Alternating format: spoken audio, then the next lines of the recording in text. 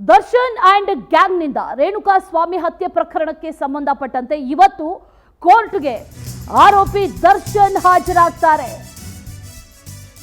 ಕೋರ್ಟ್ನಲ್ಲಿ ಮುಖಾಮುಖಿ ಆಗಲಿದ್ದಾರೆ ಪವಿತ್ರ ಹಾಗೂ ದರ್ಶನ್.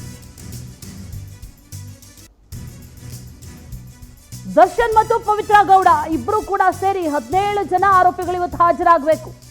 57ನೇ CCH ಕೋರ್ಟ್ ಮುಂದೆ ಹಾಜರಾಗಬೇಕು. ಆರೋಪಿ ದರ್ಶನ್ ಜೊತೆಯಲ್ಲಿ A1 ಆರೋಪಿ ಆಗಿರುವಂತಹ ಪವಿತ್ರ ಇಬ್ಬರು ಕೂಡ ಮುಖಾಮುಖಿ ಆಗಿಲ್ಲ. ಕಳೆದ ಬಾರಿ ಕೋರ್ಟ್ನಲ್ಲಿ ಮುಖಾಮುಖಿ ಆದರೂ ಕೂಡ ಆ ಸಂದರ್ಭದಲ್ಲಿ ಗಮನಿಸದೆ ಹಾಗೆಯೇ ಹೋಗಿದ್ರು. ಅದು ಒಂದು ರೀತಿಯಲ್ಲೂ ಕೂಡ ಚರ್ಚೆ ಆಗಿತ್ತು ಬಹಳ. ಯಾಕಂದರೆ ಅದಕ್ಕಿಂತ ಹಿಂದೆ ಇದು ಬಹುಶಃ 3ನೇ ಬಾರಿ ಕೋರ್ಟ್ನಲ್ಲಿ ಮುಖಾಮುಖಿ ಆಗ್ತಾ ಇರೋದು. ಆ ಸಂದರ್ಭದಲ್ಲಿ ಒಂದಷ್ಟು ಕಾಲ ಮಾತಾಡಿದ್ರು ಮೊದಲ ಬಾರಿ ಅನ್ನುವಂಥ ಮಾಹಿತಿ ಇತ್ತು. ಆದರೆ 2ನೇ ಬಾರಿಯ ನಂತರದಲ್ಲಿ ಅಂಥ ಯಾವುದೇ ಮಾತುಕತೆಗಳು ಏನು ನಡೆದಿರಲಿಲ್ಲ. ಜಾಮೀನನ್ನು ತಗೊಂಡು ಹೊರಗೆ ಬಂದರೂ ಕೂಡ ತಿಂಗಳಿಗೊಮ್ಮೆ ಕೋರ್ಟ್ ಮುಂದೆ ಹಾಜರಾಗಲೇಬೇಕು, ಅದು ಪ್ರೊಸೀಜರ್.